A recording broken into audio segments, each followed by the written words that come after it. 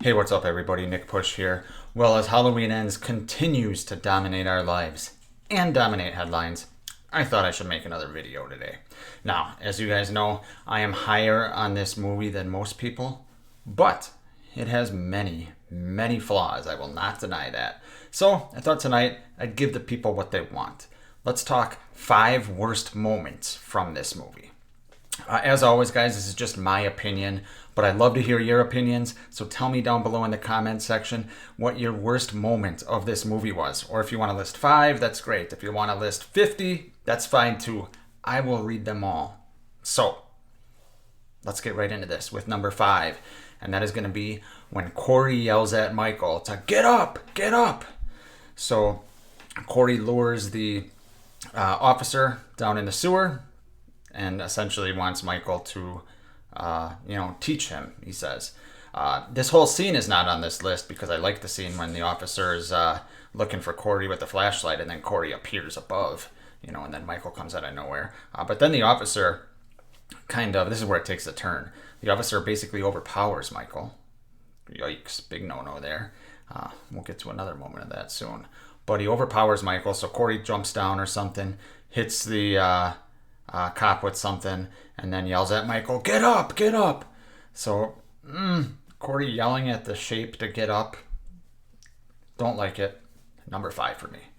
My 4th worst moment from this movie is going to be the entire procession scene. So, I understand the symbolism of this.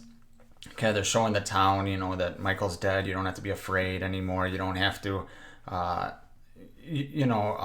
believe the legend anymore. But essentially it's kind of healing the town because the exposition that Laurie gives at the beginning of the movie, kind of showcases what's been happening the last 4 years. And then we obviously see the town's behavior throughout this movie. So I understand the symbolism of this. Still, we are driving with Michael strapped to the hood of a car. The entire town somehow shows up in the middle of the night or whatever the hell time it is, and they send him off to the junkyard, right? But just the visual of the shape being strapped to the top of a car. I know it's his dead body, but the visual of that, I don't know if they thought it was going to be cool or something, but not something we should ever really see. Okay, so that's my number 4. Number 3 is just a cringe-worthy line of dialogue. Certainly not to the extent of Halloween Kills. Evil dies tonight. But it's just something even every time I watch it, and especially when I saw it in the first time in the theater, I was just like, ugh. And that's when Laurie, Allison, and Lindsay are at their house, or at Laurie's house, Laurie and Allison's house. And they're talking about Corey and how Laurie brought him there. And Laurie makes some comment. You need to, show your tits. And I know that's not exactly what she was referring to as far as, show him to Corey or anything like that. But just Laurie saying that, I get what she was doing. I get why they put it in there. Obviously a little humor and, to show that, Laurie is a little bit different now and she's trying to enjoy life and giving some advice to Allison as a grandma. Well, grandma telling her granddaughter to show her tits, but whatever. I get what they were going for with that.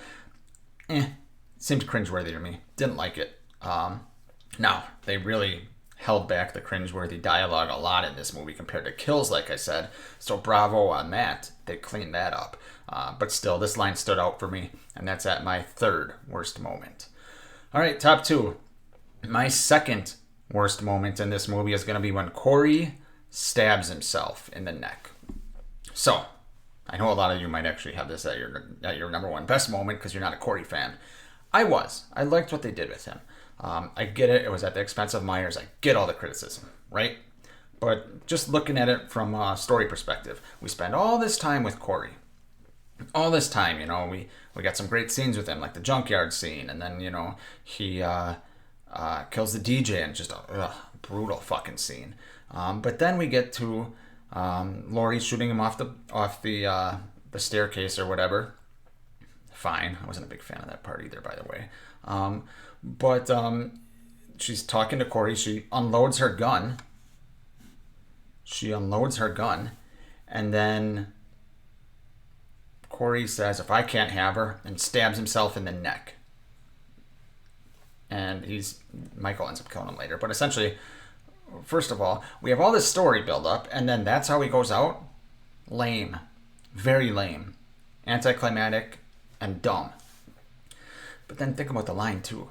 If I can't have her, and he's kind of paraphrasing what he said earlier to Lori, where he said, if I can't have her, no one can, or no one will. I can't remember what it was. But that doesn't make any sense.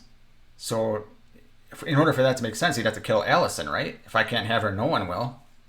Well, if I kill myself, or if he kills himself, well, then anybody can have her. So, what?